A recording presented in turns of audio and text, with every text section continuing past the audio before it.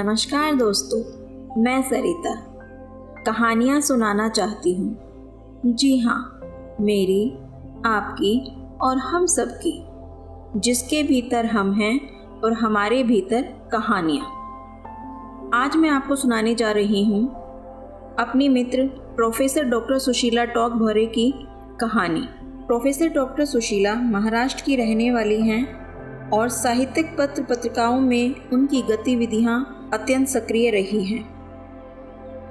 मैं दिल से शुक्रगुजार हूँ कि उन्होंने अपनी कहानी मुझे सुनाने के लिए परमिशन दी। तो लीजिए सुनिए उनकी कहानी सीलिया। नानी उसे प्यार से सीलिया कहती थी। बड़े भैया ने अपनी शिक्षा प्राप्त सूझबूझ के साथ उसका नाम शैलजा रखा था। माँ पिताजी की वह सिल्लो रानी थी। सन 1970 की बात है। सीलिया 11वीं कक्षा में पढ़ रही थी। सांवली, सलोनी, मासूम, भोली, सरल व गंभीर स्वभाव वाली सीलिया स्वस्थ देह के कारण अपनी उम्र से कुछ ज्यादा ही लगती थी। लोग उसकी शादी के विषय में चर्चा करने लगे थे। उसी साल हिंदी अखबार नई दुनिया में एक विज्ञापन छपा, शूद्र वर्ण की वधू चाहिए। मध्य प्रदेश की राजधानी भोपाल के जाने माने युवा नेता सेठी जी अछूत कन्या के साथ विवाह करके समाज के सामने एक आदर्श रखना चाहते थे। उनकी केवल एक ही शर्त थी, लड़की कम से कम मैट्रिक। गांव के बहुत से पढ़े लिखे ब्राह्मण बनियों ने सीलिया की माँ को सलाह दी। सीलिया की माँ, तुम्हारी सीलिया तो मैट्रिक पढ़ रही है, वह होशियार है, समझदार भी है। तुम उसका फोटो, परिचय, नाम, पता लिख कर भेज दो। तुम्हारी बेटी के भाग्य खुल जाएंगे, राज करेगी। सेठी जी बहुत बड़े आदमी हैं, तुम्हारी बेटी की किस्मत अच्छी है। सीलिया की माँ अधिक जिरह में न पढ़कर केवल इतना कहती, हाँ भैया जी, हाँ दादाजी, सोच विचार करेंगे। सीलिया के साथ पढ़ने वाली सहेलियां उसे छेड़ती, हंसती, मगर सीलिया इस बात का कोई सिर पैर नहीं समझ पाती। उसे बड़ा अजीब लगता, क्या कभी ऐसा भी हो सकता है? इस विषय में घर में भी चर्चा होती। रिश्तेदार और पड़ोसी यही कहते, फोटो भिजवा दो, नाम पता लिख कर भेज दो। तब सीलिया की माँ अपने वालों को अच्छी तरह समझा कर कहती, नहीं भैया, यह सब बड़े लोगों के चौंचले हैं। आज समाज को और सबको दिखाने के लिए हमारी बेटी से शादी कर लेंगे और कल छोड़ दिया तो हम गरीब लोग उनका क्या कर लेंगे? अपनी इज्जत अपने समाज में रहकर भी हो सकती है। उनके दिखावे की 4 दिन की इज्जत हमें नहीं चाहिए। हमारी बेटी उनके परिवार और समाज में वैसा मान सम्मान नहीं पा सकेगी और ना ही फिर हमारे घर की ही रह जाएगी, ना इधर की ना उधर की, हमसे भी दूर कर दी जाएगी। हम तो नहीं देंगे अपनी बेटी को। हम उसको खूब पढ़ाएंगे लिखाएंगे, उसकी किस्मत में होगा तो इससे ज़्यादा मान सम्मान वह खुद पा लेगी, अपनी किस्मत वह खुद बना लेगी। माँ की बातों को सुन सीलिया के मन में आत्मविश्वास जाग उठा था। सीलिया को वह आज भी याद है जब 12 साल की सीलिया डरी सहमी एक कोने में खड़ी थी। मामी अपनी बेटी मालती को बाल पकड़कर मार रही थी, साथ ही जोर जोर से चिल्ला कर कह रही थी, क्यों री, तुझे नहीं मालूम अपन व कुएं से पानी भर सके हैं? क्यों चढ़ी तू कुएं पर? क्यों रस्सी बाल्टी को हाथ लगाई? और वाक्य पूरा होने के साथ ही 2-4 झापड़ घोंसे और बरस पड़ते मालती पर। बेचारी मालती दोनों बाहों में अपना मुंह छुपाए चीख चीख कर रो रही थी, साथ ही कह रही थी, ओ भाई माफ़ कर दे, अब ऐसा कभी नहीं करूँगी। मामी का गुस्सा और मालती का रोना देख कर सीलिया स्वयं को अपराधी महसूस कर रही थी। वह अपनी सफाई में बहुत कुछ कहना चाहती थी, मगर इस घमासान प्रकरण में उसकी आवाज़ धीमी पड़ जाती थी। मामी को थोड़ा शांत होता देख सीलिया ने साहस बटोरा, मामी, मैंने मालती को मना किया था मगर वह मानी ही नहीं। कहने लगी, जीजी प्यास लगी है, पानी पिएंगे। मैंने कहा कोई देख लेगा तो? कहने लगी, अरे जीजी, गर्मी की भरी दोपहरी में कौन देखने आएगा? बाजार से यहाँ तक दौड़ते आए हैं, प्यास के मारे दम निकल रहा है। मामी फिर बिफर पड़ी, घर कितना दूर था, मर तो न जाती। मर ही जाती तो अच्छा रहता। इसके कारण उसने कितनी बातें सुनाई। मामी सिर पर हाथ रखकर बैठ गई और बहुत देर तक मालती को कोसती रही। सीलिया अपने पैरों के पास की जमीन देखने लगी। सच बात थी कि गाडरी मोहल्ला के जिस कुएं से मालती ने पानी निकाल कर पिया था, वहां से 20-25 कदम पर ही मामा मामी का घर था, जिसकी रस्सी बाल्टी और कुएं को छूकर मालती ने अपवित्र कर दिया था। वह औरत बकरियों के रेवड़ पालती थी। गाडरी मोहल्ले के अधिकांश घरों में भेड़ों बकरियों के पालने बेचने का व्यवसाय किया जाता था। गाडरी मोहल्ले से लगकर ही 8-10 घर भंगी जाति के थे। सीलिया के मामा मामी यहीं रहते थे। मालती सीलिया की हमउम्र थी, मगर हौसला और निडरता उसमें बहुत ज़्यादा था। जिस काम को नहीं करने की नसीहत उसे दी जाए, उसी काम को करके वह खतरे का सामना करना चाहती थी। सीलिया गंभीर और सीधे सरल स्वभाव की आज्ञाकारी लड़की थी। मालती को रोते देखकर उसे खराब जरूर लगा, मगर वह इस बात को समझ रही थी कि इसमें मालती की ही गलती है। जब हमें पता है कि हम अछूत दूसरों के कुएं से पानी नहीं भर सकते, फिर वहां जाना ही क्यों? वह बकरी वाली कैसे चिल्ला रही थी, अरे बाई दौड़ो री, जा मोड़ी को समझाओ, देखो तो मना करने के बाद भी कुएं से पानी भर रही है, हमारी रस्सी बाल्टी खराब कर दी जाने। और मामी को डांटते हुए उसने कितनी सारी बातें सुनाई थी। क्यों बाई, जय सिखाए हो तुम अपने बच्चों को? एक दिन हमारे मूड पर मूतने की कह देना। तुम्हारे नज़दीक रहते हैं तो क्या हमारा धर्म कर्म नहीं है? क्या मर्जी है तुम्हारी, साफ साफ कह दो। मामी गिड़गिड़ा रही थी, बाई माफ़ कर दो, इतनी बड़ी हो गई है मगर अकल ही नहीं आई इसको, कितना मारूं हूँ फिर भी नहीं समझे। और मामी वहीं से मालती को मारती हुई घर लाई थी। बेचारी मालती। सीलिया सोच रही थी भगवान उसे जल्दी ही अकल दे देगा, तब वह ऐसे काम नहीं किया करेगी। इसके 1 साल पहले की बात है। 5वीं कक्षा के टूर्नामेंट हो रहे थे। खेल कूद की स्पर्धाओं में सीलिया ने भी भाग लिया था। अपने सहपाठियों और कक्षा शिक्षक के साथ वह भी तहसील के स्कूल में गई थी।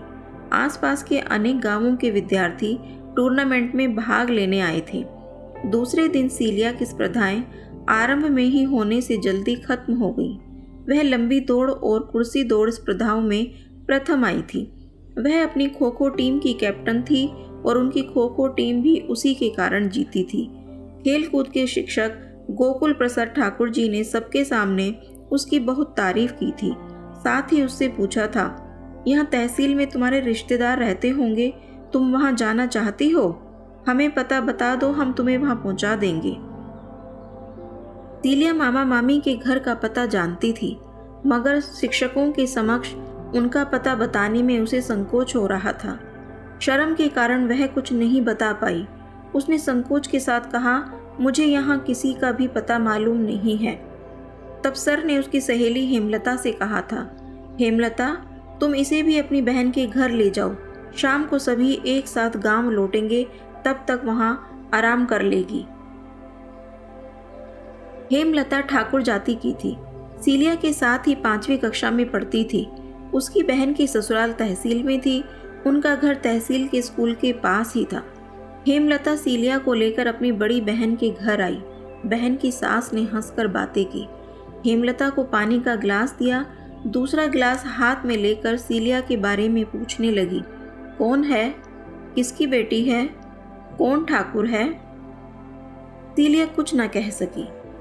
हेमलता ने कहा, मौसी जी, यह मेरी सहेली है, हमारे साथ ही आई है। बहन की सास उसे गौर से देखते हुए विचार करती रही। हेमलता ने बताया, इसके मामा मामी यहाँ रहते हैं, मगर इसे उनका पता मालूम नहीं है। मौसी जी ने हेमलता से सीलिया की जाति पूछी। हेमलता ने धीरे से बता दिया। जाति का नाम सुनकर मौसी चौंक गई। फिर स्वयं को संयत करके सीलिया से पूछा, गाडरी मोहल्ला के पास रहते हैं? सीलिया ने कहा, हाँ, कहकर सिर झुका लिया।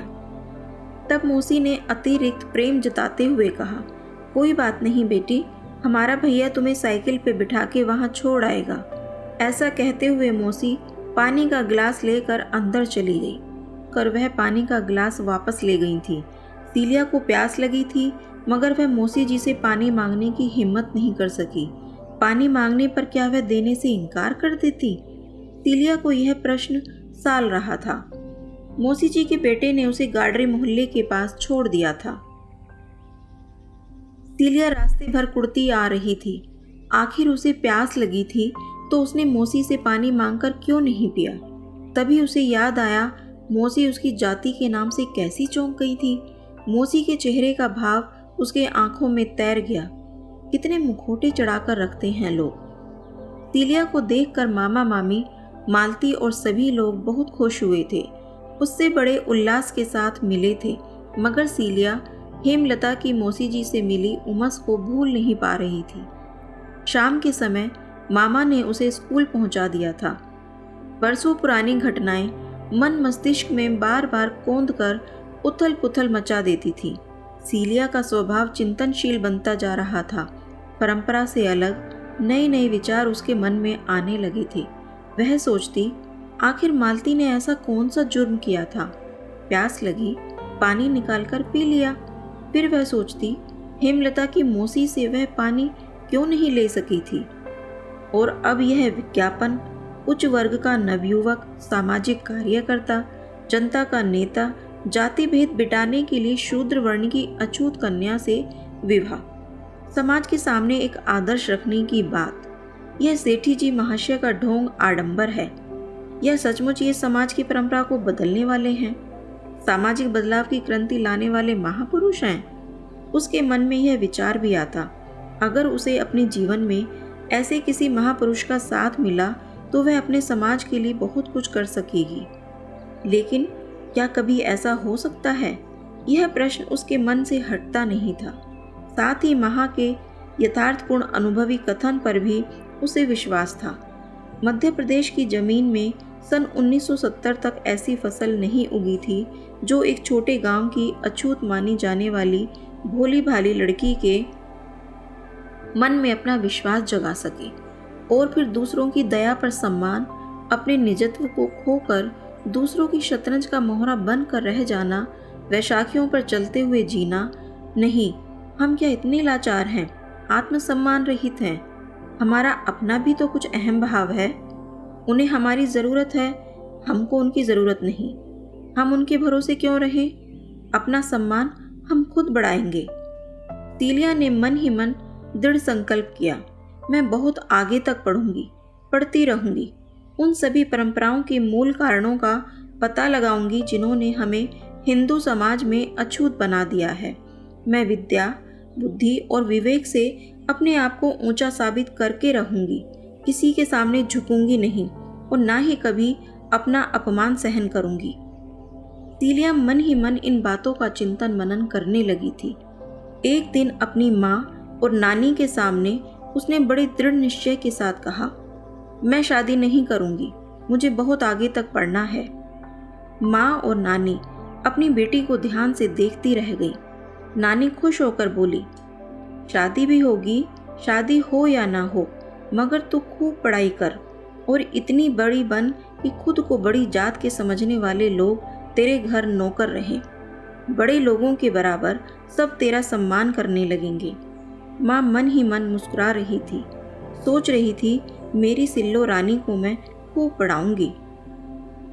अछूत कन्या से विवाह के विज्ञापन के साथ सीलिया की आंखों में यह घटना बार बार तैर जाती थी। जब प्यास से उसका कंठ सूख रहा था और उसकी ओर बढ़ता हुआ पानी का ग्लास एकाएक केवल इसलिए वापस हो गया कि वह अछूत है, हिंदू धर्म का बोझ ढोते हुए भी हिंदू नहीं माने गए। प्यास ने उसे उतना विचलित नहीं किया था जितना इस अपमानजनक व्यवहार ने। कौन जात है? पूछा गया यह सवाल उसके कानों में निरंतर हथौड़े मारता था। कुत्ता बिल्ली उस घर में बेरोक टोक आ जा रहे थे, पर उसे दहलीज पर ही हाथ के इशारे से रोक दिया गया था। इस व्यवस्था को मिटाने के लिए क्या कुछ भी नहीं हो सकता? क्या जीवन भर ऐसे ही जातिगत भेदभाव की प्रताड़ना के दुख भोगने पड़ेंगे? कदम कदम पर अपमान के घूंट पीने पड़ेंगे? यह सब सोच सोचकर उसके मस्तिष्क की नसें फड़कने लगती थी। सीलिया सोच रही थी, कैसे बदला जा सकता है इन हालात को, कैसे हम अपनी इज्जत और बराबरी का दर्जा पा सकते हैं। और झाड़ू, कमबख्त यह तो जानवरों से भी बदतर जीवन कायम रखने का हमारे लिए दुष्चक्र है। किसने थमा दिया हमारे जाति समुदाय के हाथों में ये झाड़ू? इस जाति में पैदा होना नहीं होना हाथ में नहीं था, परंतु इस अपमानजनक गुलामी के चिन्ह को छोड़ना तो हमारे हाथ में है। यह हम कर सकते हैं। वह दृढ़ता से सोच रही थी, हाँ, यह हम जरूर कर सकते हैं। उसकी आंखों में अब एक चमक थी। हीनता और दीनता के भाव तो न जाने कब की जा चुके थे। वह मन ही मन सोच रही थी, झाड़ू नहीं कलम। हाँ, कलम ही उसके समाज का भाग्य बदलेगी। वह खूब पढ़ेगी, सम्मान के उच्च शिखर पर पहुंचेगी। वह एक चिंगारी है जो मशाल बनकर अपनी जाति समुदाय की प्रगति के मार्ग को प्रकाशित करेगी। वह जीवन भर कोशिश करेगी कि समाज इन सब बातों को समझे, उसके मर्म को जाने, सम्मान अपमान के भेद को समझे और सही रूप में सम्मान का हकदार बने। लगभग 20 वर्ष के बाद देश की राजधानी के प्रख्यात सभागृह में एक प्रतिष्ठित साहित्य संस्था द्वारा एक महिला को सम्मानित किया जा रहा था। दलित मुक्ति आंदोलन की सक्रिय कार्यकर्ता, विदुषी, समाजसेवी, कवयित्री, साहित्य जगत की प्रसिद्ध लेखिका आदि अनेक विशेषणों का प्रयोग उसके लिए किया जा रहा था। मंत्री महोदय ने शाल, सम्मान पत्र, सम्मान स्मृति चिन्ह और पुष्पमाला से उस महिला का तालियों की गड़गड़ाहट के बीच स्वागत किया। स्वागत के उत्तर में महिला ने अपना भाषण प्रारंभ किया। सुंदर सवर्ण एक युवती तत्परता के साथ उसके पीछे तश्तरी में शीतल जल का गिलास आदर भाव से लिए खड़ी थी। भाषण देते हुए बीच में 2 घूंट पानी पीकर महिला पुरानी स्मृतियों में क्षण भर के लिए खो गई। फिर उसने गर्व के साथ अपने आसपास देखा, सामने बैठे विशाल जन समूह को देखा और परिवर्तनवादी विचारों से परिपूर्ण अपना भाषण जारी रखा। वह महिला कोई और नहीं, सीलिया थी। यही थी हमारी कहानी। जल्द ही फिर मिलेंगे लेकर अगली कहानी। अगर आपको मेरा वीडियो पसंद आया हो तो मेरे चैनल को सब्सक्राइब कीजिए, शेयर कीजिए और कमेंट्स कीजिए।